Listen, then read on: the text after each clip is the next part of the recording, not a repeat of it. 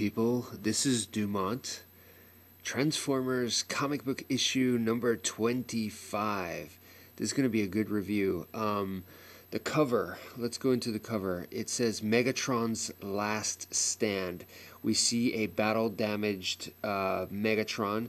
Looks like he's getting jumped by the Predacons. Yet another combiner that we get to see introduced in this episode or in this issue.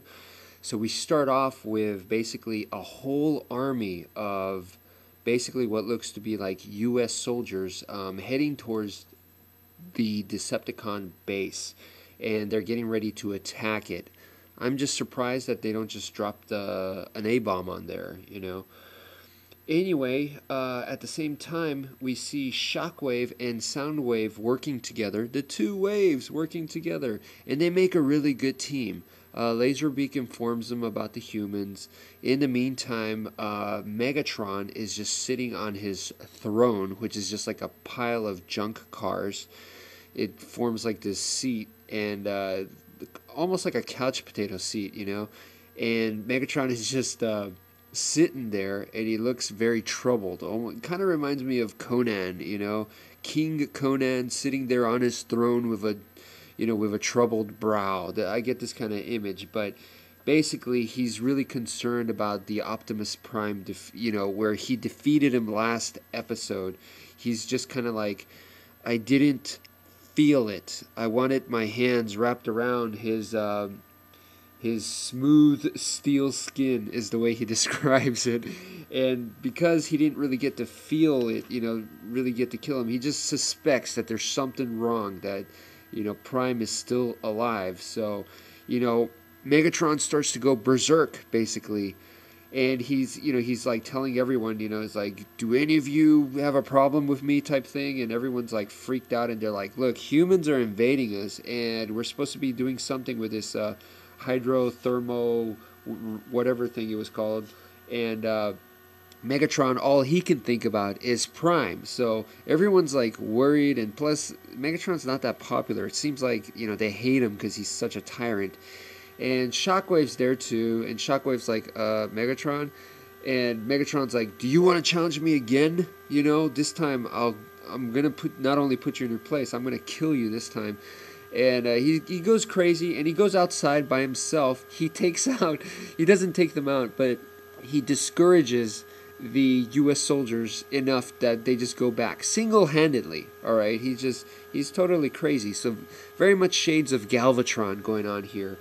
And so Megatron is ready to investigate. He's really concerned about Prime and everything. In the meantime, the two waves, they plan out. They hire a hunter from Cybertron and bring him over here. And this guy is Predaking. They hire the Predacons. So they hire the Predacons because they're good hunters to hunt, guess who?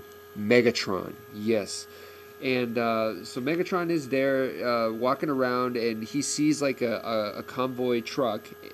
What is it, an 18-wheeler, 16-wheeler? And he attacks it thinking it's Prime. And, everyone else is like, Megatron, that's not Prime. Can't you tell it's just the Earthling's vehicle? And Megatron, is basically going kind of crazy.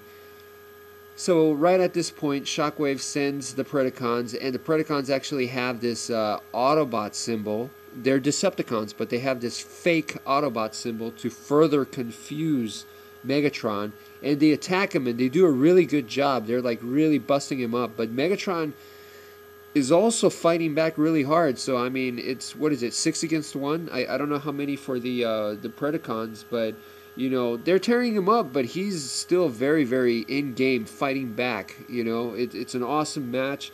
And then they combine to form Predaking, and Megatron is still, it's almost like Megatron is about to beat him up, actually, and that's when Shockwave comes in, which kind of confuses me. And Megatron's already confused because he sees the Autobot symbol, and he thinks Prime sent the Predaking or Predacons after him. And Shockwave is like, Megatron, let me help, or whatever, and Megatron's like, I don't need your help, and defeats Predaking single-handedly.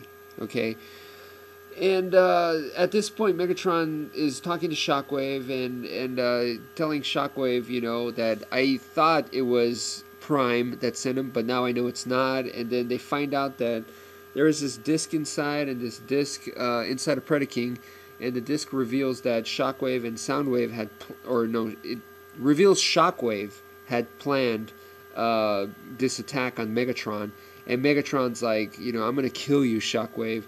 And then right at that very moment, Megatron has like a little epiphany, should I say, where he figures out, he's like, that human the human back in the video game episode, which was the episode before, had saved all of Prime's personality into a disc or whatever.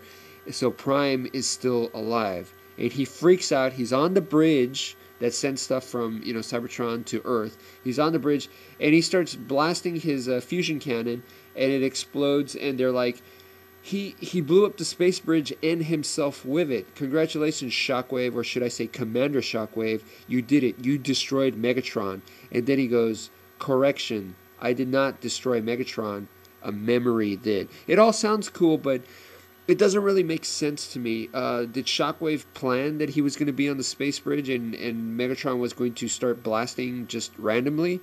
He actually planned that? I don't know. That's to the point where it makes me go, your plan was a little too perfect. That's what I thought of when I saw the horror film Saw 4. That's the impression that I got. There were some things that went out throughout the movie where I thought, the plan is a little bit too perfect. It relies a little bit too much on luck. It just didn't make sense to me. So I kind of get that idea here. But nonetheless, now Megatron is supposedly dead. Good episode. Good issue.